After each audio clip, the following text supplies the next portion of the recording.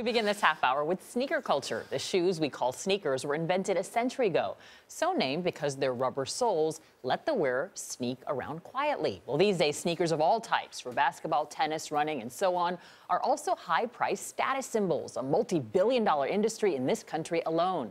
And as Vladimir Duthiers shows us, you can even find them in art museums. Footwear as works of art? That's the premise of an exhibition at the Brooklyn Museum called The Rise of Sneaker Culture. Lisa Small curated the exhibit. Sneaker culture is sort of this all-encompassing universe, really, for sneaker collectors. Their connections to sports, to music, and I think most especially the drive and the mania to collect the next new release. Sneaker enthusiasts, better known as sneakerheads, will spend thousands of dollars on their vast collections of must-have shoes and special limited editions. So when you own a pair of really cool sneakers that maybe just a few are around, it is kind of an art piece. For sure. And when you think about the artistic design process, a lot of these shoe designers are ex-car designers or architects or industrial designers. Jeff Staple, designer and proud sneakerhead, collaborated with Nike to create the limited edition Pigeon Dunk SB sneaker in 2005. It is now a centerpiece of the exhibition. Did you ever imagine that sneakers would be part of an art exhibit at a world-class museum like the Brooklyn Museum? Never. I mean, it's sneakers. Yeah, we were the outcasts. We were the nerds. Staple has been a sneaker junkie since he was 12 years old, and his taste in shoes is impeccable. We're both wearing Converse. Yeah. You've got the old version. I've got the brand new Converse 2s that just came out. Yep. We might be wearing the same brand, but our collections are very different. I don't own 2,000 pairs of sneakers.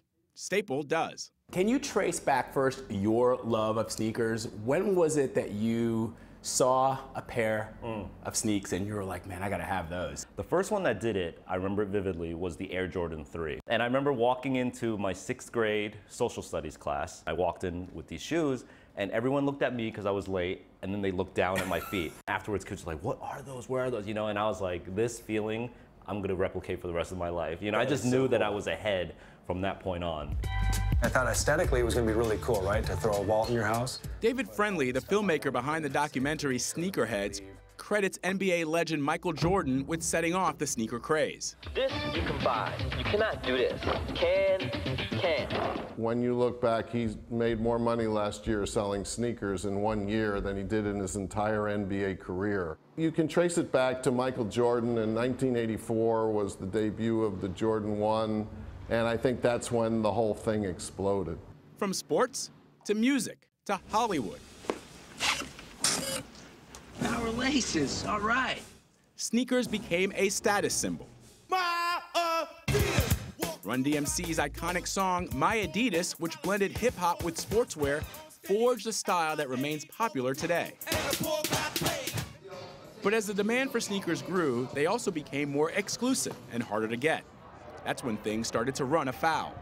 I certainly was surprised that there was significant violence attached to some of these releases. This is the one that started it all. This is the Nike Pigeon Dunk, the original one. The first of those releases was Jeff Staple's creation, the Nike Pigeon Dunk SB, which was dedicated to New York City. Even before the release date was made public, people started forming lines outside his store. This home video shows the scene outside the Reed Space Store on the Lower East Side yesterday. Were you expecting the reaction? No. So we were just thinking, yeah, this will be cool. We'll release this and they'll sell, hopefully. It was sort of a frenzy and a big kind of a ruckus. Yeah, there were people that came. They were sort of waiting across the street and on the four corners. And they knew they weren't going to get a shoe. They were waiting for the kids who got a shoe to get it from them. Oh, wow. Yeah, and they had baseball bats tucked under their jacket. 10 years later, the asking price for that shoe is up to $8,000. Evidence that the sneaker culture continues to march on. It is a $42 billion a year business.